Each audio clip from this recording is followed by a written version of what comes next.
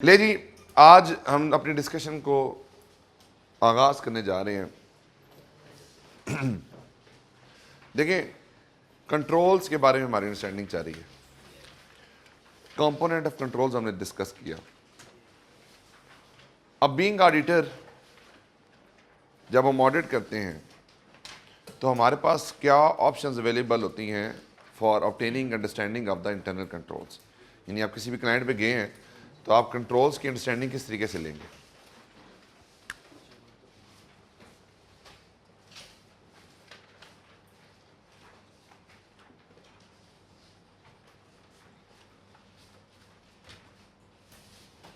जब भी आप किसी एंटिटी में जाते हैं ऑडिट करने के लिए तो उनकी कुछ रिटन पॉलिसीज़ मौजूद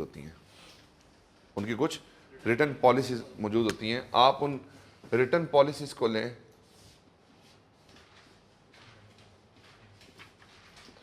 और रिटन पॉलिसीज़ की अंडरस्टैंडिंग ले लें।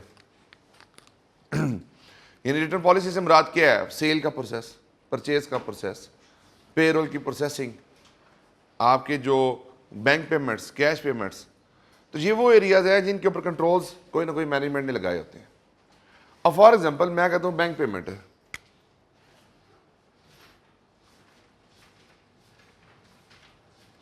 अब बैंक पेमेंट के अंदर प्रोसेस होगा एक मैनेजमेंट का। प्रोसेस क्या होगा?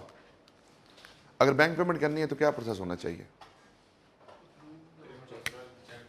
सबसे पहले लिमिट होगी कि कितनी लिमिट तक कौन अप्रूव कर सकता है। जाहिर बात है, हमें कुछ ऐसे एक्सपेंसेस होंगे जिनकी पेमेंट के लिए बोर्ड की अप्रूवल चाहिए होगी, और कुछ ऐसे एक्सपेंसेस होंगे जो डे टू डे जो है हमारे रूटीन एक्टिविटी के एक्सपेंसेस हैं, उसकी एक लिमिट अलग होगी।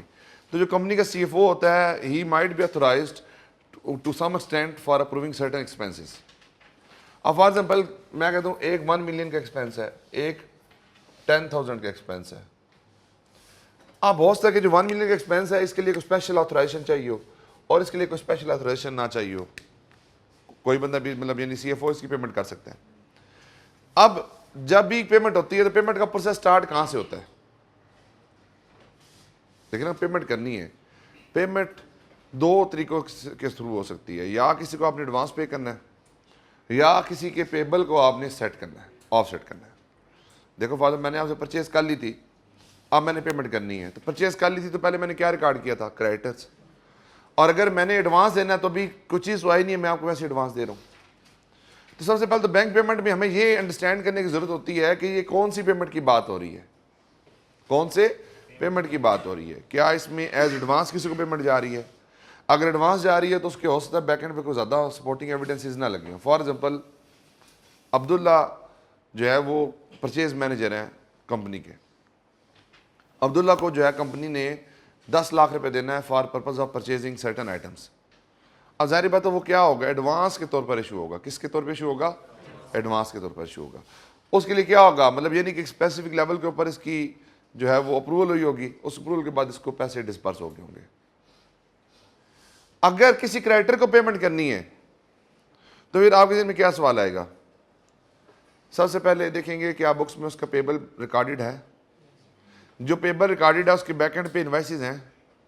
जो इनवाइसेस हैं क्या उसके बैकएंड के ऊपर गुड रिसीव नोट्स हैं। जो गुड रिसीव नोट है उसके बैकएंड पे क्या हमारे पास परचेज ऑर्डर्स हैं। जो परचेज ऑर्डर है उनके बैकएंड पे क्या हमारे पास कंपैरेटिव स्टेटमेंट है। कंपैरेटिव स्टेटमेंट के बैकएंड पे क्या है? हमारे पास कोटेशन है। कोटेशन के बैकएंड पे क्या होना चाहिए? रिक्विजिशन। तो ये उल्टा प्रोसेस चलता है। मैंने कल आपसे क्या बात की थी? प्रोक्योर टू पे, यानी P2P का साइकिल होता है, प्रोक्योर करने से लेकर पे करने तक का प्रोसेस। फॉर एग्जाम्पल कैसर जो है वो कंपनी का CFO है। कैसर के पास एक पेमेंट आई। कैसर कहेगा ठीक है पेमेंट तो आ गई है, लेकिन इस पेमेंट वोचर को बनाया किसने है? पता चलेगा जी एक जूनियर ऑफिसर ने बनाया। अच्छा, जूनियर ऑफिसर के काम को किसने रिव्यू किया है? जनाब मैनेजर ने रिव्यू किया। मैनेजर के काम को किसने रिव्यू किया? सीनियर मैनेजर ने किया। सीनियर मैनेजर के काम को कौन रिव्यू कर रहा है? CFO। अब अल्टीमेट ऑब्जेक्टिव क्या है कि जो हमारा प्रोक्योरमेंट का प्रोसेस था वो फॉलो हुआ या नहीं हुआ। जाहिर बात है अगर ये पेमेंट अप्रूवल ठीक तरीके से ना हो, फॉर एग्जांपल कि दाऊद जो है वो खुद ही परचेज कर रहा है, दाऊद ही पेमेंट कर रहा है, तो रिस्क क्या है? फ्रॉड रिस्क हो सकता है। किस तरह से हो सके? उन चीज 10 रुपए की चीज लेकर कंपनी को 20 रुपए की बताए, परचेज भी खुद ही कर रहा है, पेमेंट भी खुद ही कर रहा है। क्या चीज़? हाँ, मतलब जो भी है परचेज वही कर रहा है ना।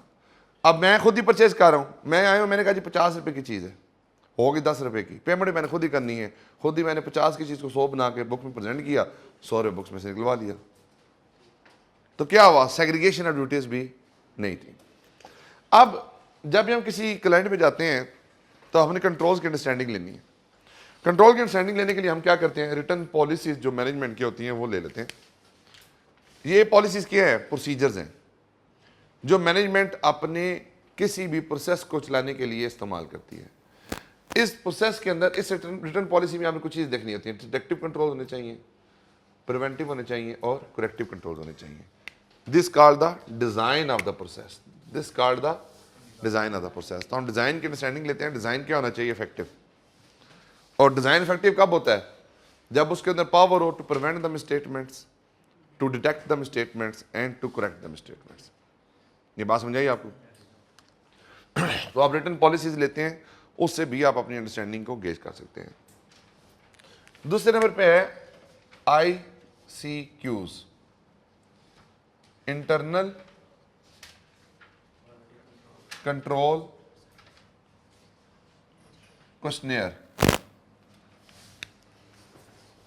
आपका ऑब्जेक्टिव क्या है? कंट्रोल्स की अंडरस्टैंडिंग लेना। ऑब्जेक्टिव क्या है? कंट्रोल्स की अंडरस्टैंडिंग लेना। मैंने रिटर्न पॉलिसीज तो हो सकता है बनी हो, लेकिन जाहिर बात है जो लोग उसके ऊपर काम कर रहे हैं, काम कौन कर रहे हैं इनके ऊपर? रिटर्न पॉलिसीज को फॉलो कौन करता है? मैनेजमेंट। अब मैनेजमेंट के जो बंदे काम कर रहे हैं, they are not following this return policies. तो हमारे पास एक और ऑप्शन भी होती है। वो ऑप्शन क्या होती है? टाइम सेव करने की ऑप्शन। फॉर एग्जाम्पल, अगर आप बीइंग ऑडिटर किसी क्लाइंट पे गए हैं, आपने रिटर्न पॉलिसीज ली हैं, तो आपको उन पॉलिसीज को समझने में टाइम लगेगा। उसके अंदर ये प्रिवेंशन, डिटेक्शन या करेक्शन के एलिमेंट को आइडेंटिफाई करने में और ज़्यादा टाइम लगेगा। तो ये इतना हो सकता है कि आपके लिए इफेक्टिव ना हो। अब इस चीज़ को करने के लिए हमारे पास दूसरी ऑप्शन क्या होती है? Internal control questionnaire. हम क्या करें? एक specific set pre determined questions को डिज़ाइन कर लें। फॉर एग्जांपल, अगर सेल होती है तो हम कहते हैं जी ना, the person making the sale and the person taking the order is the same, yes no. ठीक है जी। अगर for example the person making the procurement and the person paying for the goods is the same person, yes no, no. अच्छा, फिर इस तरह से आप सवाल क्या कर लेंगे कि आप सैलरी की जब कैलकुलेशन करते हैं तो क्या उसमें टैक्स की डिडक्शन करते हैं, यस नो। आप क्या कर रहे हैं? अब आप एक रिटर्न पॉलिसीज हैं, एक प्रोसीजर है, उसको आपने एक दफ़ा पढ़ लिया 1 साल में। अब आप उसके ऊपर क्या कर रहे हैं? उसके ऊपर आपने एक क्वेश्चनियर बना लिया। अब उस क्वेश्चनियर के ऊपर आप क्या कर रहे हैं? अंडरस्टैंडिंग ले रहे हैं। किससे? मैनेजमेंट से। किससे अंडरस्टैंडिंग ले रहे हैं? मैनेजमेंट से। वो रेलिवेंट बंदे जो इसके ऊपर काम करते हैं, यानी फॉर एग्जाम्पल जो सेल के ऊपर, सेल के प्रोसेस से रिलेटेड बंदा होगा, उससे मैं किसके प्रोसेस के बारे में बात करूंगा? सेल के प्रोसेस के बारे में क्वेश्चनियर करूंगा। कोई परचेज के बारे में काम करता है, उससे परचेज के बारे में मैं क्वेश्चनियर करूंगा। कोई बंदा अगर जो पेमेंट पे काम करता है, उससे पेमेंट के बारे में क्वेश्चनियर करूंगा। तो यहाँ पे रिटर्न पॉलिसीज में से मैंने कुछ क्वेश्चनियर बना लिए थे। उन क्वेश्चनियर को मैं हर साल जाके टेस्ट कर लूँ। अब जारी बात है, अगर एक क्वेश्चन बन गया है, एक क्वेश्चनियर हमारे पास बना पड़ा है, आप अगले साल जाते हैं तो आपके पास तो बड़ा एक आसान तरीकाकार है। पिछले साल का क्वेश्चनियर पकड़ें, उसको अपडेट कर लें, दोबारा सेम सवालात उनसे पूछ लें। हाँ, इसमें एक और चीज़ हो सकती है, हो सकता है कि आपका जो रिटर्न पॉलिसीज है उसमें चेंज आ गया हो। जब रिटर्न पॉलिसीज में चेंज आए तो इंटरनल कंट्रोल क्वेश्चनियर्स में भी क्या आना चाहिए? चेंज आना चाहिए। तो मैं क्या करूँगा? मैं अपने सवालात को तब्दील कर दूंगा। लेकिन यहाँ मेरा ऑब्जेक्टिव क्या है? यहाँ मेरा ऑब्जेक्टिव है कि कंट्रोल एग्जिस्ट करता है या नहीं करना, इसको इंश्योर करना। यहाँ ऑब्जेक्टिव क्या है? कंट्रोल एग्जिस्ट करता है या नहीं करता। इसी के साथ एक और लफ्ज होता है ICEQs, ICEQs, इंटरनल। जो आपने बैंक पेमेंट लिमिट का बताया था, ये रिटर्न पॉलिसीज के मतलब कहाँ पे आएगा? अभी बताता हूं। इंटरनल कंट्रोल इवैल्यूएशन,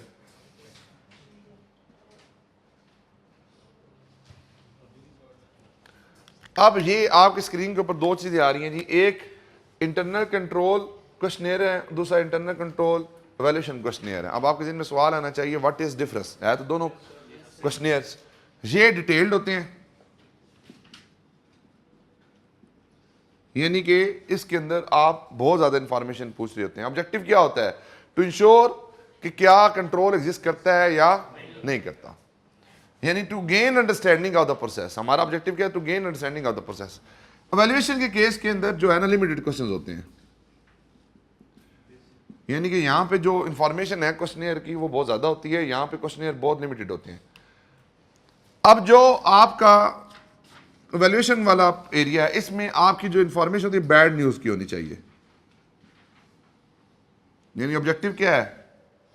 इवैल्यूएट करना किस चीज़ को कहते हैं ना, एक किसी चीज़ के बारे में अपनी राय कायम करना। तो अब मेरा ऑब्जेक्टिव क्या हो गया? यहाँ पे ऑब्जेक्टिव क्या है? अंडरस्टैंडिंग। यहाँ पे ऑब्जेक्टिव क्या है? To gain the bad news. यानी कि ये प्रोसेस मैंने टेस्ट नहीं करना। क्यों नहीं टेस्ट करना? क्योंकि यहाँ पे प्रॉब्लम है। यहाँ पे मैं क्या कर रहा हूँ? इवैल्यूएशन कर रहा हूँ। किसकी? कंट्रोल्स की। ये बात समझाइए या नहीं है? नहीं है, नहीं है समझ। फॉर एग्जाम्पल, आपको लगता है कि क्लास के बाहर जो है ना वो अटेंडेंस रजिस्टर लेकर बंदा नहीं खड़ा होता, आपने इस डेफिशिएंसी को पकड़ना है, तो अब आपका सवाल क्या होगा? सिर्फ नहीं, सवाल ये होगा कि क्या आप अटेंडेंस रजिस्टर क्लास के बाहर रखते हैं? Yes no. अगर ऐसा आ जाए नो, तो मतलब क्या है? कंट्रोल काम नहीं कर रहा। अब आपने क्या किया? आपके ज़हन में रिस्क है, आपके ज़हन में एक प्रॉब्लम चाह रही है कि ये इश्यूज हो सकते हैं। उन इश्यूज को डिटरमिन करने के लिए आपने क्वेश्चनियर डिजाइन किया। यहां पे क्या ऑब्जेक्टिव था? To gain understanding of the process. यहां पे ऑब्जेक्टिव क्या था? आपने प्रोसेस को अंडरस्टैंड करना है। यहां पे ऑब्जेक्टिव क्या है? यहां इवैल्यूएट करना है। यानी कि यहां पे आपने नेगेटिविटी को प्रोमिनेंट करना है, नेगेटिविटी को समझना है, उसकी बेस पे आपने डिसीजन करना है कि मैंने क्या कंट्रोल्स पे रिलाई करना है या नहीं करना। ये बात समझाई जी? नहीं है? सिंपल ये लिखेंगे कि these are the detailed questions, these are limited questions. The objective is to gain good news, the objective is to gain bad news. यहाँ पे हमने ये समझना कंट्रोल्स हैं, यहाँ पे ये समझना कि जो कंट्रोल्स हैं वो इफेक्टिवली काम कर रहे हैं या नहीं कर रहे। यहाँ पे यस नो का कंट्रोल है या कंट्रोल नहीं है। यहाँ पे क्या है? वो कंट्रोल क्या ठीक तरीके से काम कर रहा है। अब मेरे ज़हन में क्या है? एक सेट प्री डिटरमिन्ड माइंड होके जा रहा हूँ मैं, प्री ऑक्युपाइड माइंड के साथ जा रहा हूँ। मुझे पता है कि ये रिस्क मौजूद है वहां पे। मैंने वो सवालात ही अपने क्या किए? स्पेसिफिक डिजाइन कर लिए। ऑब्जेक्टिव क्या है? नेगेटिविटी ऑफ द कंट्रोल्स को आइडेंटिफाई करना, यानी वो कंट्रोल जो काम ठीक तरीके से नहीं कर रहे उसको आइडेंटिफाई करना। यहां पे ऑब्जेक्टिव क्या है? अंडरस्टैंडिंग गेन करना। कंट्रोल एग्जिस्ट करता है या नहीं करता उसके बारे में पूछना। यहां पे गुड न्यूज है,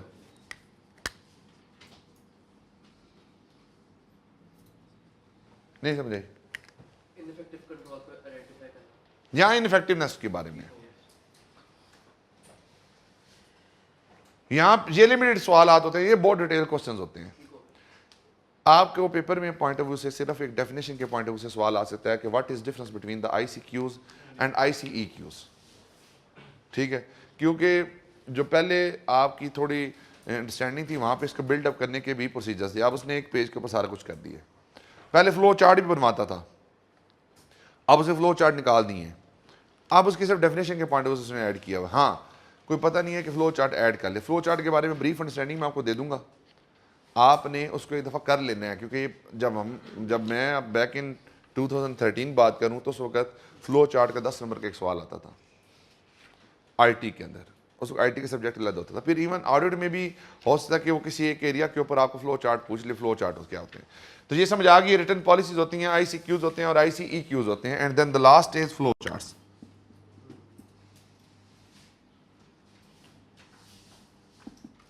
फ्लो चार्ट क्या होते हैं? किसी को समझाना हो तो डायग्राम के थ्रू आप किसी चीज़ को अच्छे तरीके से समझा सकते हैं। फॉर एग्जाम्पल हम बात करते हैं परचेज के प्रोसेस की। अगर परचेज का प्रोसेस समझाना हो तो हम परचेज का प्रोसेस किस तरह से समझाएंगे? स्टार्ट हुआ प्रोसेस, स्टार्ट हमेशा ओवल होता है, गोल, अंडा। ठीक है जी। जो एक्टिविटी होती है वो आपकी आती है डब्बे के अंदर। For example purchase requisition,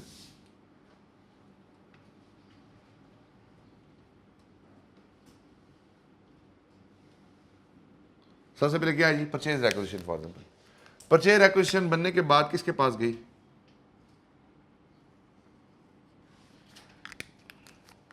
finance department के पास। यहाँ पे थोड़ी डिसीजन है। ब्रीफ अंडरस्टैंडिंग मैं बताता हूँ आपको, मतलब ज़्यादा इसके अंदर आपने कोई घबराना नहीं है। परचेज एक्विजिशन जो है ये क्या हमारे पास लिमिट के अंदर है, विद इन लिमिट, यानी फॉर एग्जांपल मेरे पास लिमिट है 5,000 की, तो जो परचेज एक्विजिशन वो 5,000 से ज्यादा है या 5,000 से कम है। यहां पे दो आंसर होंगे, यस या नो। अगर मेरी परचेज एक्विजिशन जो है वो विद इन लिमिट नहीं है तो प्रोसेस को क्या कर दूं मैं यहां पे, एंड। सर्कल में होता, चलो इसको एंड, ठीक है जी। अगर परचेज एक्विजिशन लिमिट के अंदर है यस, तो हम इसके ऊपर क्या करेंगे, कॉल कोटेशंस।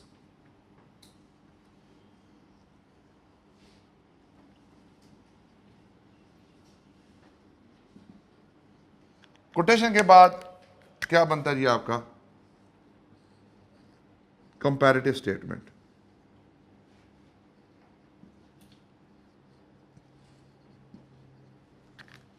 ये समझ आ रही है इसकी या नहीं आ रही? यानी कि हम क्या कह रहे हैं, हम अब अगर फॉर किसी को समझाना हो आपने, तो आप कहिए हमारा परचेज का प्रोसेस स्टार्ट होता है परचेज एक्विजिशन से। सबसे पहले हम देखते हैं कि जो purchase acquisition with in the limit है या नहीं है। अगर परचेज एक्विजिशन लिमिट के अंदर ना हो तो हम उस प्रोसेस को एंड करते हैं, दोबारा भेजते हैं कि जनाब इसको ठीक करके भेजे। अगर आपकी purchase acquisition with in limit हो तो फिर हम क्या करते हैं, कोटेशंस को कॉल करते हैं। कोटेशन की बेस के ऊपर क्या बनती है, कंपैरेटिव स्टेटमेंट। कंपैरेटिव बेसिस की, कंपैरेटिव स्टेटमेंट की बेसिस पे क्या होगा, परचेज हो रही है तो हम क्या करेंगे, सप्लायर की सिलेक्शन कर लेंगे। तो यहां पे कंपैरेटिव स्टेटमेंट के बाद हमने क्या किया, सप्लायर सिलेक्शन कर ली। सप्लायर सिलेक्शन के बाद पीओ रेज हुआ, पीओ के बाद जनाबे वाला आपके जो है वो गुड्स रिसीव हुई, गुड्स रिसीव होने के बाद आपकी इंस्पेक्शन हुई, इंस्पेक्शन के बाद आपके जो है वो गुड्स आपकी रिकॉर्ड होगी, यानी सप्लायर सिलेक्शन होगी। सप्लायर सिलेक्शन के बाद यहां से प्रोसेस दोबारा इधर आ जाए, हमने परचेज ऑर्डर इशू किया। परचेज के बाद क्या बना जी आपका, फॉर एग्जाम्पल के gate inward pass, gate inward pass. जब गुड्स आपकी प्रीमिसेस में तो क्या बनता है आपका, गेट इनवर्ड पास बनता है। गेट इनवर्ड पास बनने के बाद क्या हुआ जी, inspection, inspection approved,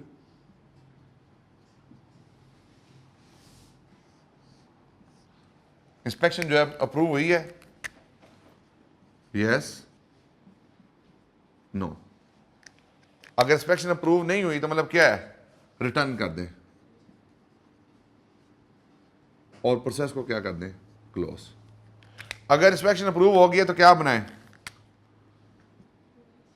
good receive note बनाएं। गुड रिसीव नोट के बाद आप क्या करें, रिकॉर्ड इन सिस्टम कर दें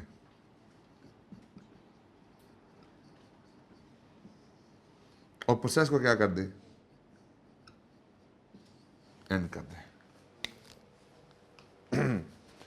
तो ये बेटा हो सकता है फॉर एग्जांपल के अगर पेपर में सवाल आ जाए कि एक कस्टमर का जो ऑर्डर आया है उसके ऊपर सेल के प्रोसेस क्या होगा।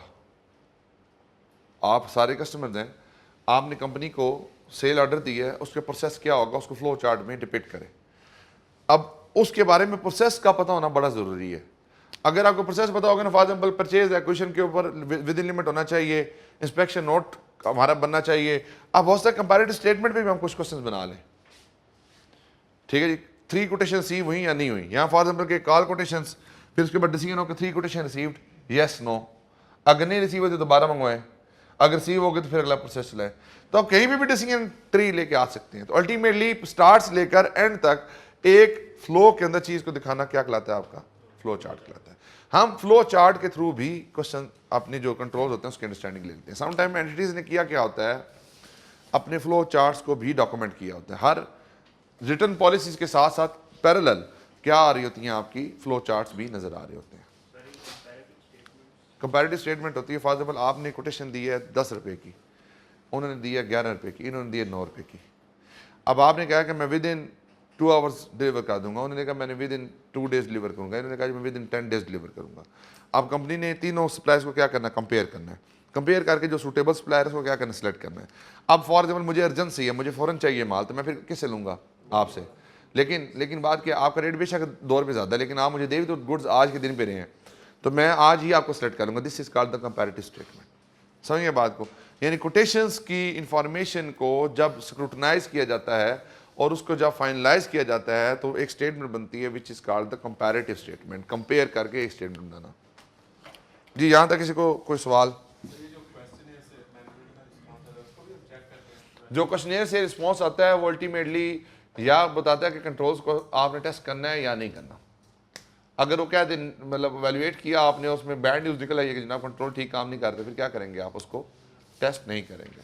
के बाद वॉक थ्रू करेंगे तो चलेगा। जी, क्वेश्चनर के बाद वॉक थ्रू करेंगे तो चलेगा पता। मतलब क्वेश्चनेयर के बाद जारी बात है वो तो करनी पड़ेगा ना आपको वॉक थ्रू। मैं भी ना एक कुछ फ्लो चार्ट्स आपको दिखा देता हूँ उसके ऊपर, गूगल पे बड़े मिल जाएंगे हमें। जी चला है, मेरा ख्याल चल गया। लिमिट वगैरह का बताया, ये किधर आएगा, ये पॉलिसी से देख लीजिए। हाँ जी, पॉलिसीज के अंदर सब कुछ होगा ना। एक मिनट जी ज़रा,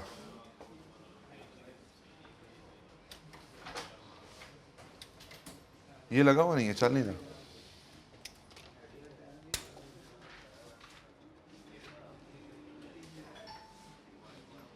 चल गया सर। इधर से भी चला।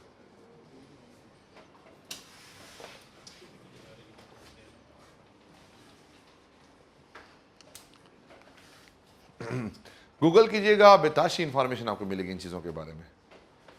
तो आप जो है ना, ये क्वेश्चनेयर क्या होते हैं, ICQs क्या होते हैं, ICEQs क्या होते हैं, फ्लो चार्ट्स क्या होते हैं, आपको बेताश इंफॉर्मेशन मिलेगी। लेकिन मेरा ज़ाती ख्याल है कि ये पेपर में इतना टेस्टेबल इस तरीके से नहीं है, क्योंकि पहले इसके ऊपर बहुत डिटेल अंडरस्टैंडिंग हमारी बुक में मौजूद थी। अब उसने इसको डेफिनेशन के पॉइंट ऑफ व्यू से, अंडरस्टैंडिंग के पॉइंट ऑफ से डाल दिया। तो मेरा ज़ाती ख्याल है कि यहाँ पे 2, 4, 5 नंबर की डेफिनेशन से ज़्यादा पेपर नहीं आ सकता। बाकी तो फिर किस्मत है जी आपकी, सम टाइम उल्टा भी हो जाता है काम। लेकिन मैंने आपको इसलिए बता सारी चीज़ें दी हैं ताकि आप लोगों को ये ना लगे कि हमने कुछ चीज़ें कंप्लीट नहीं की।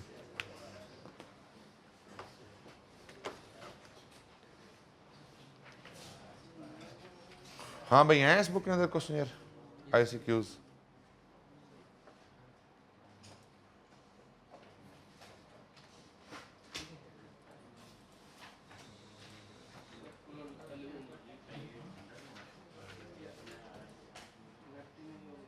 नेट है।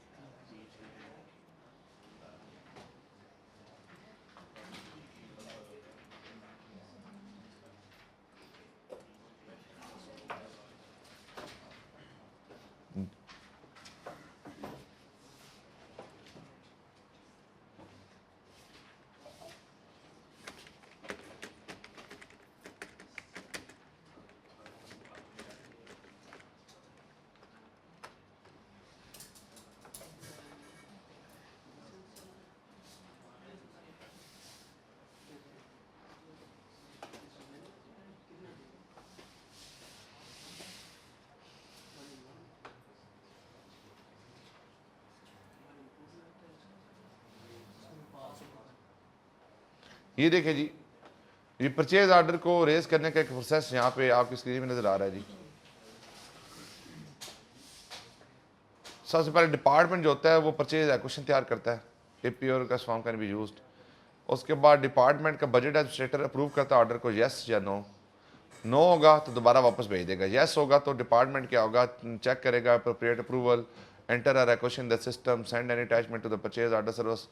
उसके बाद परचेजिंग होगी, run a batch report, is account code correct, is the budget capacity for purchase, यानी कि अल्टीमेटली उसने कंट्रोल वहाँ पे चेक किया जब उसने परचेज को रिगार्ड करता है, येस था या नो था। अगर नो था तो दोबारा उसको उसने purchase equation is cancelled and department is notified. उसके बाद दोबारा हमने भेज दिया कि दोबारा इस प्रोसेस को स्टार्ट करें। और अगर हमारा परचेज के रन बैच रिपोर्ट किया, अकाउंट कोड ठीक है, बजट कैपेसिटी फॉर परचेज ठीक है, तो फिर उसके बाद क्या करेंगे, purchase department send a blanket PO and process. ठीक है जी। उसके बाद अकाउंटिंग डायरेक्टर के पास जाएगा साइन और अप्रूव करने के लिए। अगर यहाँ पे डिसीजन है कि जो फॉर जारी बात है अल्टीमेटली देखें डिपार्टमेंट ने एक रिक्वेशन रेज की, उसके बाद उस डिपार्टमेंट के जो बाकी डिपार्टमेंट थे उन्होंने सिस्टम की इन्फॉर्मेशन को चेक किया, उसके बाद उन्होंने उस परचेज रिक्वेशन को आगे भेज दिया। परचेज रिक्वेशन अकाउंटिंग डायरेक्टर के पास गया, वो उसको अप्रूव भी कर सकता है, वो रिजेक्ट भी कर सकता है। अगर अप्रूव करते तो हम क्या करेंगे, परचेजिंग करेंगे। परचेजिंग के बाद हम गुड रिसीव करेंगे, गुड रिसीव करने के बाद हम जो है फाइनली परचेजिंग सिस्टम में रिकॉर्ड करेंगे और अल्टीमेटली हमारा अकाउंट पेपर रिकॉर्ड हो जाएगा और सिस्टम हो जाएगा क्लोज। अब सिंबल्स हैं इसके अंदर, सिंबल में जो आपका इसे क्या कहते हैं जी, नहीं रेक्टेंगल नहीं होती है, स्क्वायर। स्क्वायर जो होता है ये किसी प्रोसेस को स्टार्ट करती है, यानी कि ये प्रोसेस है, ये प्रोसेस है, ये प्रोसेस है, ये प्रोसेस है। डिसीजन ट्री जो होता है ना, वो इस तरह डायमंड की शेप के अंदर होता है, स्टार्ट और एंड ओवल शेप का होता है। ठीक है, तो आपने ये ज़हन में रखना है किस तरीके से ये काम हमारा चलता है। और अगर बाकी डिपार्टमेंट्स को इंगेज करना है तो उनको हम कलर लेजेंड के थ्रू हम उसको इंगेज कर सकते हैं। ये समझ आ गई बात आपको, मुश्किल तो नहीं है। इस तरह से फॉर एग्जाम्पल कोई और देखते हैं जी, परचेज ऑर्डर इसी तरह से।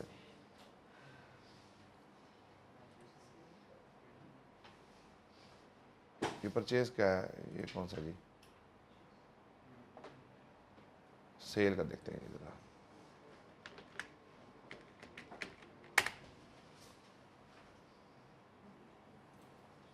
बड़े अच्छे बने हैं, विजियो पे बनते हैं। ये विजियो एक है टूल होता है आपका। ये क्या हो गया है,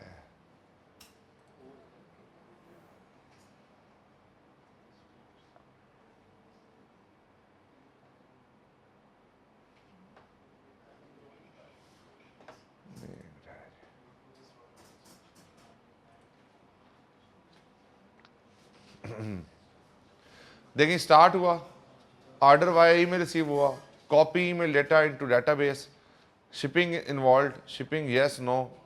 बड़ा सिंपल सा उन्होंने ये बनाया हुआ, इतना ज़्यादा डिटेल नहीं है जी। एक मिनट, नहीं बहुत सिंपल है।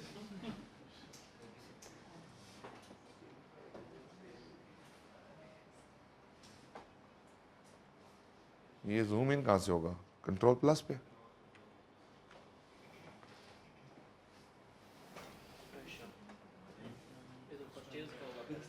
ये कोटेशन रिसीव हुई, customer agree to purchase, no नहीं परचेज नहीं करना, उसे खाली कोटेशन लिया, एंड कर दो प्रोसेस। उसने कहा यस हमने परचेज करनी है, तो क्या करें, उसके साथ कॉन्ट्रैक्ट बनाए।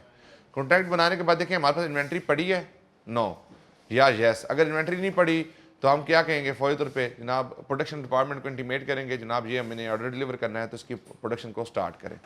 अगर ऑलरेडी स्टॉक के अंदर है तो हम क्या करेंगे, deliver after receiving the payment, हम डिलीवर करेंगे after receiving payment, deliver goods करेंगे, रिसीट ऑफ गुड्स होगी बाय द कस्टमर, और आफ्टर सेल सर्विसेज करेंगे और एंड पे प्रोसेस आपको क्या हो जाएगा, क्लोज।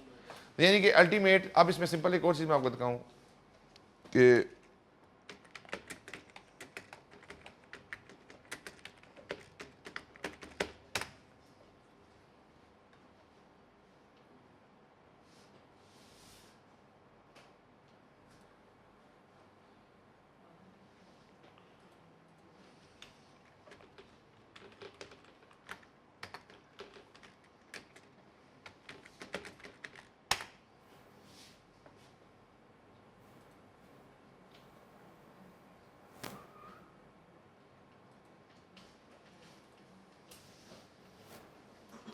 ये जो हम बेसिकली जितने लेजेंड यूज़ करते हैं ना, ये डायग्राम दरमियान में आती हैं, वो कौन कौन सी होती हैं जी, मिल जाए अगर यहाँ तो ठीक था।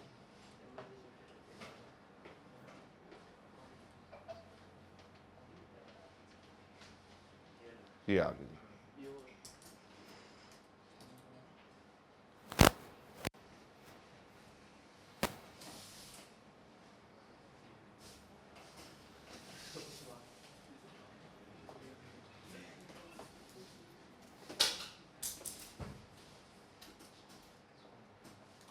ये देखें जी, हमेशा स्टार्ट और एंड किससे होता है जी, ओवल से। एरो पॉइंट क्या होता है, डायरेक्शन ऑफ द जो आपकी बेसिकली फ्लो होता है वो। अगर रिप्रेजेंट इनपुट और आउटपुट प्रोसेस और डिसीजन, अल्टीमेटली ये छोड़ दें 1 2 3 और 4, ये 4 ये में यूज़ होते हैं। स्टार्ट एंड करना, एरोज, प्रोसेस और डिसीजन, और अल्टीमेटली स्टार्ट एंड दरमियान में जितने आपके प्रोसेस आते हैं वो होते हैं। ठीक है जी। तो अगर सिंबल्स के बारे में क्वेश्चन आ जाए कि ओवल शेप किसके लिए यूज़ होती है, तो आप कहेंगे स्टार्ट एंड के लिए। अगर आपकी जो बेसिकली स्क्वायर है वो क्यों यूज़ होती है, प्रोसेस फ्लो के लिए। और डिसीजन ट्री के लिए क्या यूज़ होता है, डायमंड। तो बस ये ज़हन में आपने रखना है। अभी मैं आपको कुछ प्रोसेस पढ़ाऊंगा तो उसके बाद मैं आपको कहूँगा कि आप लोगों ने इसको समझ के आना है। फ्लोचार्ट आया है लास्ट में कब आया सर ये फ्लोचार्ट? यार नहीं आया हुआ, बाद में भी आया हुआ है, मैं देख के बता दूंगा, काफ़ी दफ़ा आया हुआ ये। अच्छा ये अभी जो हमने पढ़ा है ये आई सी क्यूज़ और वो सारी चीज़ें किधर देख लेते हैं ज़रा।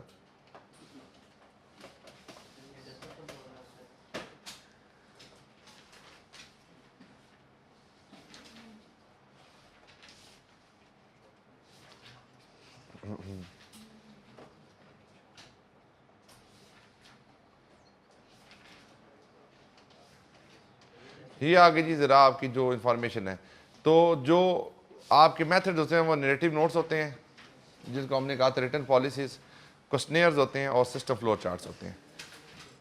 नैरेटिव नोट्स सिंपल वही हैं जो कंपनी की पॉलिसीज़ होती हैं। Written description of the control system and the control data are in place, they are used mainly to make a record of the control activity involved in processing the transaction. Narrative notes are simple to prepare but can become lengthy. They may be time consuming to prepare initially. When the narrative notes are long, it may also be time consuming to update them when the system or control change. Ideally, narrative notes should be written clearly but should not be longer than the necessity to provide full description. तो simple जो written policies होती हैं वो आपकी क्या हो जाती हैं, narrative notes बन जाती हैं। क्वेश्चनियर्स हैं, ये क्वेश्चनियर जो होते हैं वो वाइडली ऑडिटर यूज़ करते हैं। इसमें दो तरह की टाइप्स होती हैं, इंटरनल कंट्रोल क्वेश्चनियर्स होते हैं ICQs, और इंटरनल कंट्रोल एवेल्यूएशन क्वेश्चनियर्स होती हैं ICEQs। ICQs पहले देख लेते हैं जी। Internal control questionnaire is design to establish whether appropriate control exist, यानी यहाँ पे ऑब्जेक्टिव क्या है, कंट्रोल को समझना, कंट्रोल एग्जिस्ट करता है या नहीं करता। डेट में specific control objective. Each questionnaire require a yes और no answer and deal with a particular type of control. That auditor has to establish answer to each of the questions and fill the questionnaire. If yes answer to a question indicate a control strength and no answer to questionnaire indicate control weakness. ठीक है जी। अब an ICQ not only provides the auditor with mean of recording the system and its control, it also assists with evaluation of the process. The auditor can review the yes or no answer to gain overall picture of the reliability of the system under the review. आगे हम किस तरह से check करते हैं ICQs के ऊपर काम किस तरह से करते हैं, हम प्रीवियस ईयर का ICQs ले लें, look at any weakness that were indicated in the ICQs and find out whether client has taken any action during the year to deal them. Check accuracy of the each ICQs through series of checks and inquiries. Having obtained up to date set of ICQs, assess whether control weakness exists. ठीक है जी। अब जी management के through हम बनाते हैं ना, management के through हम बनाते हैं, हम तो बीइंग ऑडिटर अंडरस्टैंडिंग ले रहे हैं ना उसकी। आगे इंटरनल कंट्रोल एवेल्यूएशन क्वेश्चनियर्स हैं। In recent year auditing profession has responded to this by developing a second type of questionnaire, the internal control evaluation questionnaires. The idea behind ICQs is to draw up a small number of key control questions designed to establish whether major weakness may exist. वहाँ पर objective क्या था, controls की understanding लेना, और उसके दौरान अगर कोई चीज़ पता चलती है तो उसको वैल्यूएट करना। तो उसके लिए हमारे क्वेश्चंस क्या होते थे, बहुत ज़्यादा होते थे। यहाँ पे क्वेश्चन क्या हो गया, लिमिटेड। ऑब्जेक्टिव क्या है, मेजर वीकनेस तो नहीं है। ऑब्जेक्ट आप फोकस किसके ऊपर है, वीकनेस के ऊपर।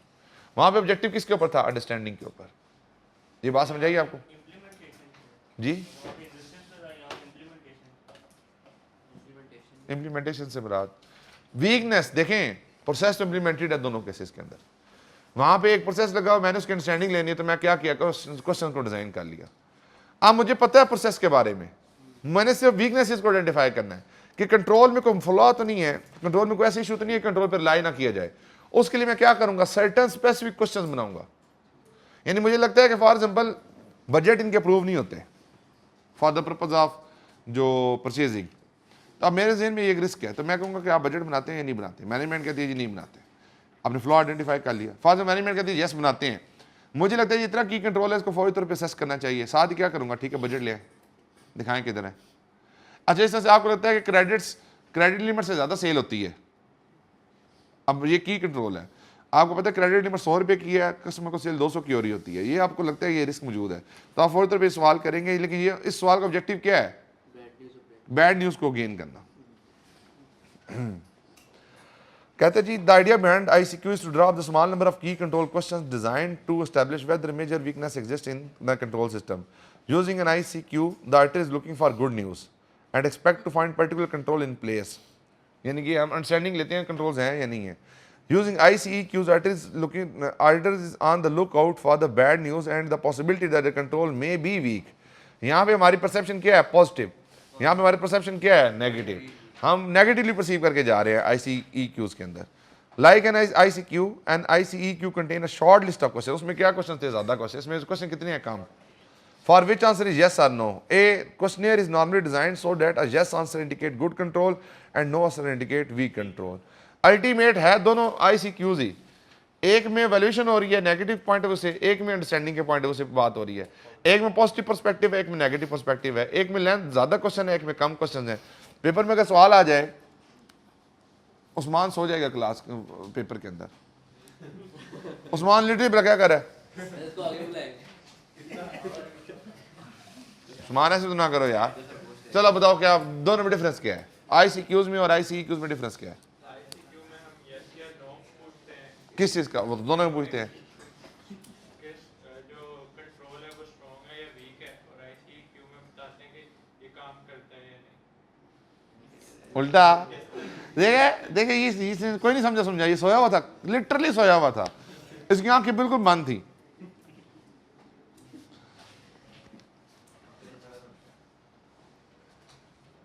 आगे सिस्टम फ्लो चार्ट है जी. System flow chart provide a representation of accounting system in form of diagram. For each type of transaction, they should show document generated, the process applied to the document and flow of the document between the various departments involved. Flow charts and therefore show the flow of work by showing how documents are transferred within the system and how they are used. As they are in form of a diagram, flow chart present an immediate visual impact of the system. This can sometimes help the auditor to identify weakness in control more easily than the reading narrative notes. However, some expertise is needed to draw a good flow chart and is used to assess the effectiveness of the control. In addition, all the flow chart work well with standard accounting system and transaction, they may not be appropriate for documenting specialized area of the accounting. System flow chart के बारे में हम discussion भी कर ली. मैंने इसके आपको थोड़ा सा ज़्यादा डिटेल अंडरस्टैंडिंग दे दी है ताकि आप लोग अगर पेपर में क्वेश्चन आ जाए तो आप उसको इजीली मैनेज कर सकें. क्लियर होगी जी बात? कैसे what is difference between ICQ and ICEQs?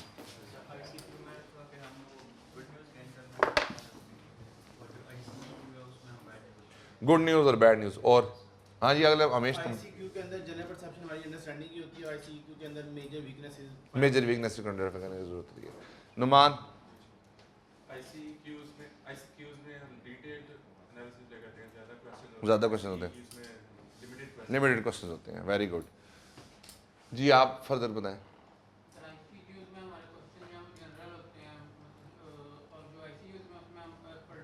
Particular weakness को आइडेंटिफाई करना. ठीक है जी. Good enough. ठीक है, समझ आ गई आपको? अब हमारे पास कौन कौन से ऑप्शन होती हैं? Narrative notes, ICEQs and flow chart. Flow charts के अंदर जो ओवल शेप होती है उसका ऑब्जेक्टिव क्या होता है? स्टार्ट एंड करना. जो स्क्वायर होता है उसका ऑब्जेक्टिव क्या होता है? प्रोसेस फ्लो डिफाइन करना. डायमंड 7. डायमंड का क्या ऑब्जेक्टिव होता है? किस वाले ने बात की है? हाजा चवारा दत्तुन हाजा बाजा. ठीक है जी. क्लियर हो गया जी आपको? यहाँ तक किसी का कोई इतराज, कोई क्वेश्चन, कोई चीज़ तो नहीं है यहाँ तक जी? अभी फिर भी हमने वो चैप्टर कंप्लीट नहीं किया. आज चैप्टर हमारे ये कंप्लीट हुआ जी. कौन सा चैप्टर था आज ये हमारा जी? नहीं वो नहीं, ये कुछ भी नहीं है. नहीं ये नहीं है यार, ये बुक में नहीं है. कैसी बातें कर रहे हैं?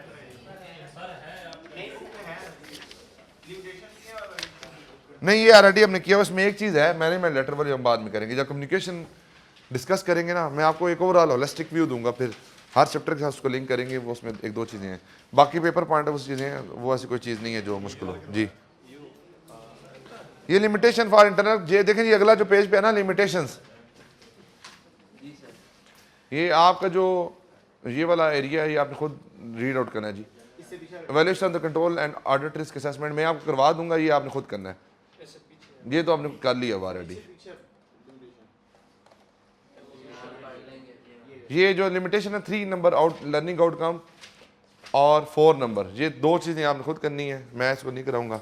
रीडिंग मटेरियल है, इससे ज़्यादा इसके अंदर कुछ याद करने की ज़रूरत नहीं है। रीडिंग करें, यहाँ से सिनेरियो बेस्ड क्वेश्चन आएंगे और हम सिनेरियो बेस्ड को इंशाल्लाह अच्छे तरीके से डील कर लेंगे। यहाँ तक किसी कोई सवाल जी? नो क्वेश्चन जी। अब ज़रा हम एक दफ़ा देख लें कि हमारे पास जो आगे चैप्टर्स हैं उसमें कौन कौन सी चीज़ें मौजूद हैं। कंट्रोल्स के अंदर हमने कौन कौन सी चीज़ों को देखना है जी? नहीं नहीं, किधर ख़त्म होंगे, पॉसिबल ही नहीं है, इतनी चीज़ें। देखें जी आगे टेस्ट ऑफ कंट्रोल्स हैं जी। टेस्ट ऑफ कंट्रोल के अंदर सेल का सिस्टम है, परचेज एंड एक्सपेंस का सिस्टम है, पेरोल का सिस्टम है, बैंक एंड कैश का सिस्टम है, इन्वेंट्री का सिस्टम है, नॉन करंट एसेट का सिस्टम है, other issue with the test of control है। ये यहाँ से सारे सिनेरियो बेस्ड क्वेश्चन हैं। एक पूरा कंट्रोल एनवायरनमेंट बताया जाएगा। हम स्टार्ट ही होता है कि कंट्रोल एनवायरनमेंट से करें, एक बेसिक अंडरस्टैंडिंग तो हम गेन कर चुके हैं। अब यहाँ पे जो चीज़ें ना बड़ी डिफरेंट तरीके से लिखी गई हैं, अब उनको याद करने का कोई मकसद नहीं है और इतना मुश्किल उसने बना दिया इन चीज़ों को कि आप जो है ना वो चीज़ों को समझ ही ना सकें। तो अब यहाँ पे ना मैं आपको एक चीज़ बता दूँ, आना सवाल आपको एक सिनेरियो बेस्ड है। सिनेरियो बेस्ड किससे सवाल आएगा? आपको एक पूरा कंट्रोल बता देगा। फॉर एग्जांपल जो इंटरनेशनल बॉडीज़ हैं, ACCA हो गई, ICWO, CPA, वहाँ पे सवाल किस तरह से आता है? एक CPA का मैं क्वेश्चन देख रहा था, उसमें ये था कि एक ना रेस्टोरेंट है, रेस्टोरेंट के अंदर जो कस्टमर हैं वो ऑर्डर आके टेबल पे भी करते हैं।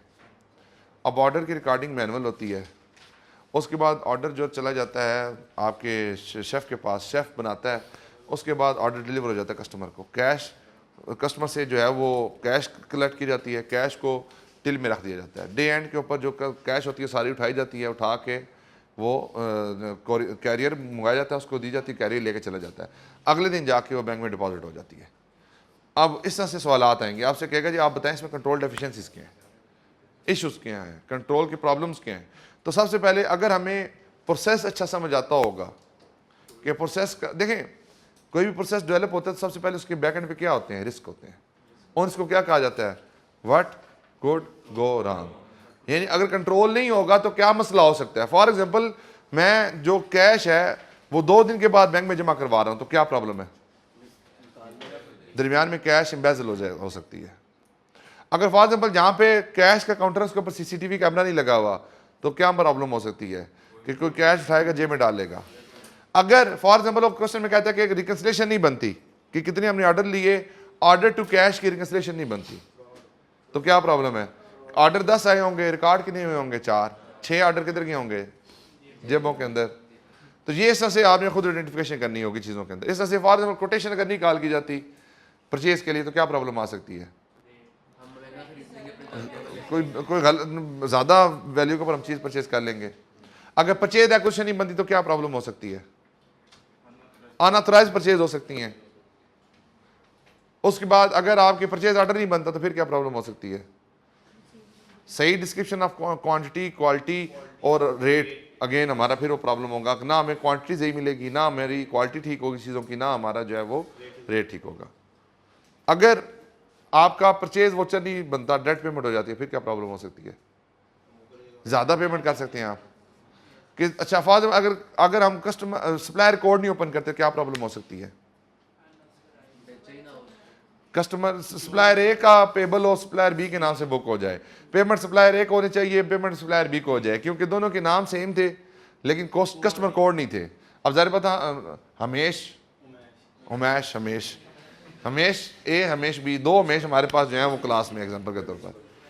अब देखो हमेश 2 क्लास में है, अब हमेश को एक टाइप वाला हमेश है, एक दूसरा हमेश है, तो हमेश 1 हमेश 2। अब मुझे पता होगा कि हमेश 1 से परचेज किया या हमेश 2 से परचेज किया है। आइडेंटिफिकेशन कोड क्या है? 1 या 2। नाम क्या है? हमेश। अली नाम के 100 कस्टमर हो सकते हैं, 100 सप्लायर हो सकते हैं। जब तक कस्टमर कोड नहीं देंगे, जब तक सप्लायर कोड नहीं देंगे, आप सही बंदे को आइडेंटिफाई करके उससे परचेज या सेल नहीं कर सकते। तो बेटा यहाँ पे ना आपको ब्रेनस्टॉर्मिंग जो है ना बहुत ज़्यादा करनी पड़ेगी। मैंने इसके ऊपर ना ज़्यादा टाइम नहीं लगाना, मैंने प्रैक्टिस पे इसके टाइम लगाना है। कल ना आपने कोशिश करूँगा मैं ना सेल के परचेज के कुछ ना क्वेश्चन लेंगे। परचेज का प्रोसेस हम काफ़ी दिन से डिस्कस कर रहे हैं, हम यहाँ पे परचेज से ही स्टार्ट करेंगे। यहाँ परचेज की एक ब्रीफ अंडरस्टैंडिंग ले लेंगे कि परचेज के प्रोसेस क्या क्या होते हैं, उसमें की कंट्रोल्स कौन कौन से होते हैं। फिर हम उसके ऊपर बैठ के डिस्कशन करेंगे कि परचेज की कोई क्वेश्चन ले आएंगे हम क्लास में, उसको इन प्लेस कर देंगे। बच्चों से कहा जाएगा आप उसमें से डेफिशिएंसी आइडेंटिफाई करें। फिर आप लोगों ने उसके अंदर से डेफिशिएंसीज को आइडेंटिफाई करके बताना है कि जनाब ये प्रॉब्लम है, ये प्रॉब्लम है, ये प्रॉब्लम। ठीक होगी जी बात? यहाँ तक किसी का कोई सवाल? कोई क्वेश्चन नहीं है जी। अब कल इंशाल्लाह हम इसकी अंडरस्टैंडिंग लेंगे सेल या परचेज के प्रोसेस की। उसके बाद कल एक दिन हमें पूरा एक प्रोसेस को समझने में लग जाएगा, फिर उसके ऊपर क्वेश्चन हम करेंगे। यानी कि आप ये लगाएं, यहाँ पे 5 अगर प्रोसेस हैं तो हर प्रोसेस के ऊपर मिनिमम दो दिन, एक दिन थ्योरी, एक दिन प्रैक्टिस। कितने दिन चाहिए फर्दर? 10 दिन, 10 लेक्चर इसके लिए चाहिए, 10 से 15। 4 लेक्चर ऑलरेडी हमारे गुजर चुके हैं, जो पिछले चैप्टर के ऊपर हमें चार लेक्चर तो लग गए हमारे। हमने जुमरात को स्टार्ट किया था पिछले जुमरात, जुम्मा, हफ्ता, सोमवार और मंगल, 5 दिन। 10 फर्दर 12 फर्दर लेक्चर्स के ऊपर हमें चाहिए। कितने हो गए? 17। आज कहाँ पे बैठे हम? आज 20 है। कितने दिन के लेक्चर हमारे पास अभी? यही वीक लगाओ, बुध, जुमरात, जुम्मा, हफ्ता, 4 दिन। 4 दिन हमारे हैं इस मंथ के, मिनिमम लगा लो ना। मुझे पता नहीं है कि पॉलिसी क्या है, मतलब हम 4 दिन लगाते हैं जून के, और 20 दिन लगाएं जुलाई के। 24 डेज हमारे पास है।